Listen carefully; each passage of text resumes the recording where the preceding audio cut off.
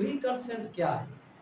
आप सबको पता है कि कॉन्ट्रैक्ट के लिए ज़रूरी है कि फ्री कंसेंट होना चाहिए। अगर फ्री कंसेंट नहीं होगा तो कॉन्ट्रैक्ट वायडेबल हो जाएंगे, वाइड नहीं होंगे, वायडेबल हो जाएंगे, क्योंकि वाइड एग्रीमेंट्स होते हैं, कॉन्ट्रैक्ट वायडेबल होते हैं। तो आइए जानते हैं फ्री कंसेंट क्या है। फ्री कंसेंट, पहले तो कंसेंट की डेफिनेशन हम पढ़ें। Two or more persons are said to consent when they agree upon same thing in same sense।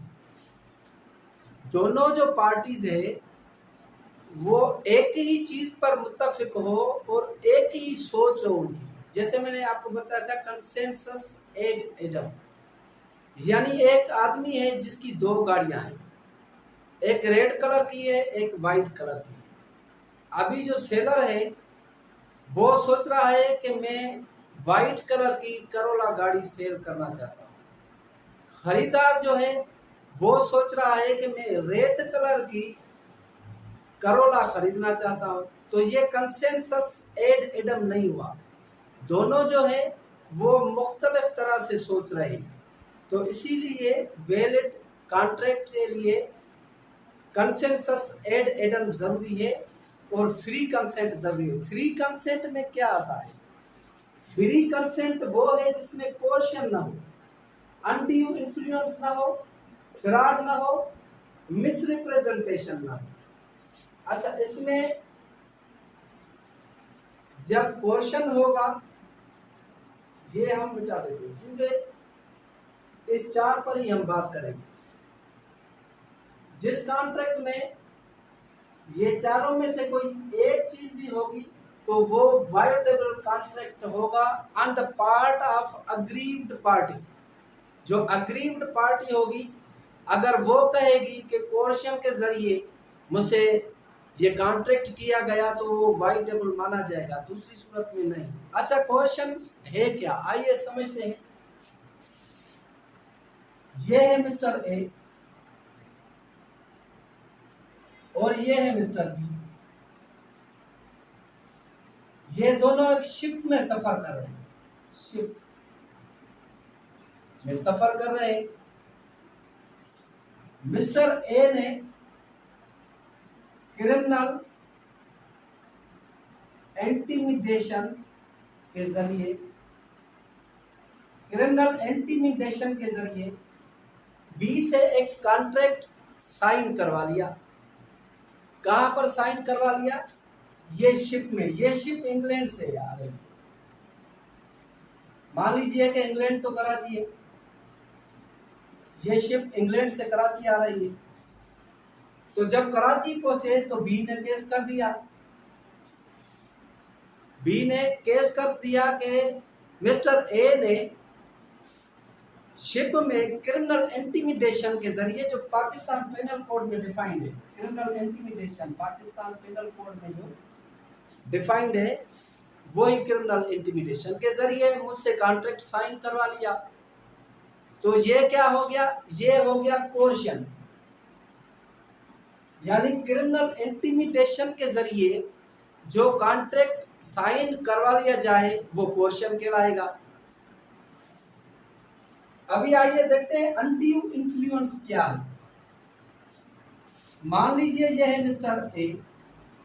अच्छा, ऐसे कर लेते हैं मिस्टर एक्स, ये है मिस्टर वाई। मिस्टर ए ने लोन लिया हुआ है वाई से, लोन, कर्जा। ये मिस्टर वाई कौन है? ये है मनी लेंडर, ये है मनी लेंडर, यानी सूद पर पैसा देता है मिस्टर वाई, मनी लेंडर है।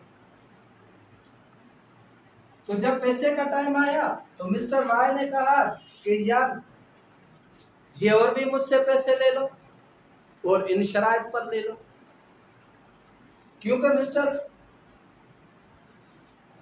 एक्स जो है वो तो पहले से ही मकरूज है। तो मिस्टर एक्स ने इनकार नहीं किया तो इनके बीच में कॉन्ट्रैक्ट हो गया। तो ये जो कॉन्ट्रैक्ट था ये अनड्यू इन्फ्लुएंस कहलाएगा, ये अनड्यू इन्फ्लुएंस वाला कॉन्ट्रैक्ट था, क्योंकि वो पहले से ही मकरूज है तो उसको जवाब ही नहीं दे सकता। वो चाहे तो लोन को रिन्यू करे जिस पे टर्म और कंडीशन पर। अच्छा, ऐसा मान लेते हैं कि ये है दूसरा एग्जांपल इसी का, ये है लैंडलॉर्ड। कौन है? लैंडलॉर्ड। ये है इसका एम्प्लॉय, घर में काम करता है, एम्प्लॉय है, कोई सब्जी वगैरह लेके आया, कोई ये घर में काम कर रहा है। अभी इसका 1000 फुट प्लॉट है, 1000 foot plot residential plot. Mister x ने इसे कॉन्ट्रैक्ट कर लिया और सेल डीड एग्जीक्यूट करा लिया अपने नाम पर। इसका जो 1000 फुट प्लॉट था फॉर एग्जांपल, वो अपने नाम पर करा लिया। तो अभी मिस्टर वाई कोर्ट चले गए, कहा कि भाई अनड्यू इन्फ्लुएंस हुआ है। क्या हुआ है? Undue influence. कोर्ट ने मान लिया क्योंकि मिस्टर एक्स जो है वो डोमिनेंट पोजीशन पे है। कौन सी पोजीशन? डोमिनेंट पोजीशन में है।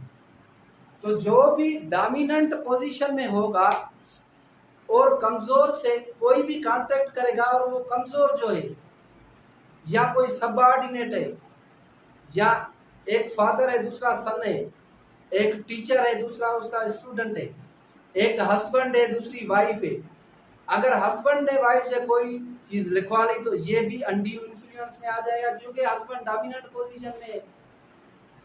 वहां पर फादर है, अगर फादर ने सन से कोई चीज लिखवा ली तो फादर भी डोमिनेंट पोजीशन में। तो ये हो गया क्या? अनड्यू इन्फ्लुएंस हो गया। फ्रॉड क्या है? फ्रॉड में ये 5 चीजें आती है, ये जिसमें 5 चीजें होगी वो फ्रॉड कहलाएगा। फॉर एग्जाम्पल, पहले नंबर पर क्या है? The suggestion is a fact that which is not true. यानी ऐसे फैक्ट के बारे में मशवरा देना, सजेस्ट करना, सलाह देना जो कि हकीकत में वो सही नहीं है, हकीकत में गलत है। यानी मैं सजेस्ट करूं कि यार ये शॉप इस बंदे के नाम पर है, आप इससे कॉन्ट्रैक्ट कर लो, आप इससे कॉन्ट्रैक्ट करो, ये सेल डीड एग्जीक्यूट करेगा तुम्हारी फेवर में। तो ये एक फ्रॉड हो गया। मैंने सजेस्ट किया उसको, इसके लिए ऐसी चीज के लिए जो हकीकत में सही नहीं है। उसके अलावा active concealment of fact by one having knowledge of the fact. अगर फैक्ट की मुझे नॉलेज है या किसी को फैक्ट की नॉलेज है और फिर भी धोखाधड़ी की नीयत से वो उसको मिसगाइड कर रहा है तो ये फ्रॉड में आएगा। Promise made without any intention to perform, यानी ऐसा वादा करना जो जिसकी नियत ही नहीं हो मेरी के मैं वो वादा परफॉर्म करूंगा, मैं वो वादा पूरा करूंगा। फॉर एग्जांपल, मिस्टर ए ने मिस्टर बी से कोई पैसे ले लिए कि भाई 2 लाख रुपए मुझे दे दो, मैं ये जो मेरा प्लॉट है तुम्हें लिख के दे दूंगा ऐसे ओरली, और उसकी नियत ही नहीं है लिख के देने की। तो ये क्या है? ये भी फ्रॉड में होगा। Any other fitted to deceive, यानी ऐसी और दूसरी चीज जिसे धोखाधड़ी कहा जाए। Any other such act or omission as the law specifically declare to be fraudulent. ऐसी हर एक चीज जो किसी लॉ में फ्रॉडुलेंट डिक्लेयर की गई, स्पेसिफिकली डिक्लेयर हो कि भाई ये जो है ये फ्रॉड में आती है, तो उसे भी फ्रॉड माना जाएगा। उसके बाद आती है मिसरिप्रेजेंटेशन। मिसरिप्रेजेंटेशन क्या है? मान लीजिए कि ये है मिस्टर ए, ये है mister B. Mister A mister B से कहता है कि मिस्टर बी जो एक्स की फैक्ट्री है, factory of X, factory of X is producing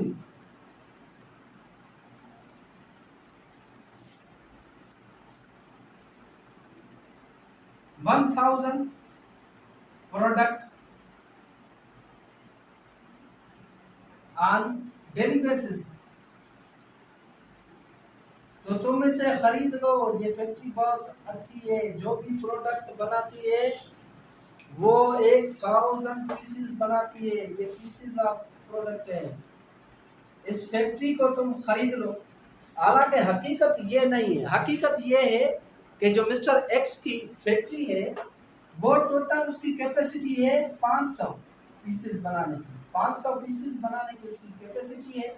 mister A ने मिस्टर बी को क्या किया, मिस रिप्रेजेंट किया, इसको कहेंगे हम मिस रिप्रेजेंटेशन।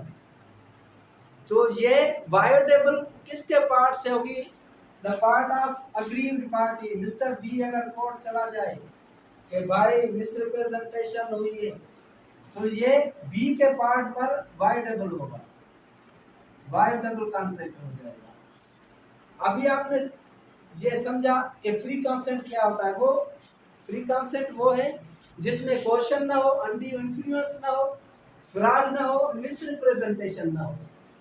कोर्शन का मिसाल दिया कि शिप इंग्लैंड से कराची आ रहा है और मिस्टर ए ने मिस्टर बी को क्रिमिनल इंटिमिडेशन के जरिए एक कॉन्ट्रैक्ट साइन करवाया है। तो मिस्टर बी कराची में पहुंचकर उस पर केस फाइल करते हैं, कराची में सूज इन कराची, ये कराची में केस फाइल करते हैं। तो ये नहीं देखा जाएगा कि क्रिमिनल इंटिमिडेशन कहाँ हुई, आया इंग्लैंड के लॉ में वो चीज़ मना भी है कि नहीं, ये देखा जाएगा कि कोर्शन हुआ है, तो ये कॉन्ट्रैक्ट वाइडेबल हो जाएगा। अभी आपने समझा कि कॉन्ट्रैक्ट के लिए फ्री कंसेंट जरूरी है। मिसाल के तौर पर इसे ऐसे आप बनाएं, एक ये है कॉन्ट्रैक्ट, इसमें फ्री कंसेंट हुआ तो हुई वैलिड, कंसेंट हुआ तो ये क्या हो गई, ये हो गई वैलिड। और अगर मैं इनमें नॉट फ्री कंसेंट